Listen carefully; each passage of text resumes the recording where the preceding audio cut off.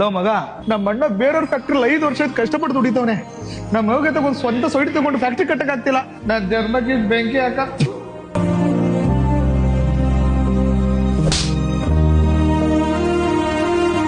ಅಪ್ಪ ಅಮ್ಮ ಹೋಗಿ ಇಷ್ಟು ವರ್ಷ ಆಯ್ತು ಕಣೋ, ನಾನ್ ಸ್ವಂತ ಫ್ಯಾಕ್ಟ್ರಿ ಮಾಡೋಣ ಅಂತ ಹೇಳ್ಬಿಟ್ಟು ಶ್ರಮ ಬೀಳ್ತಾ ಇದ್ದೀನಿ. ನೀನ್ ಕುಡ್ಕೊಂಡಿದ್ದೀರ ಮೋಜು ಮಸ್ತಿ ಮಾಡ್ತೀಯನೋ?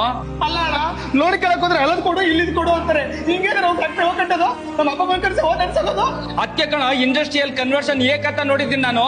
ಒಂದ್ ಸ್ವಂತ ಫ್ಯಾಕ್ಟ್ರಿ ಮಾಡೋಣ ಬಾರೋ. ಹೌದಾ?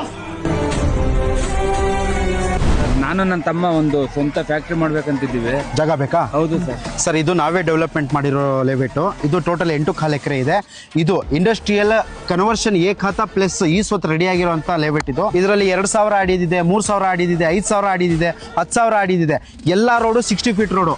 ನಾವು development water connection, drainage connection ಮತ್ತೆ ಅಂಡರ್ಗ್ರೌಂಡ್ ಎಲೆಕ್ಟ್ರಿಸಿಟಿ ಕಲೆಕ್ಷನ್ ಎಲ್ಲ ಆಗಿದೆ. ಇದು ಎ ಖಾತಾ ಪ್ಲಸ್ ಇಂಡಿವಿಜುವಲ್ ಈ ಸ್ವತ್ತಾಗಿರೋ ಈ ಖಾತಾ ಲೇಔಟ್.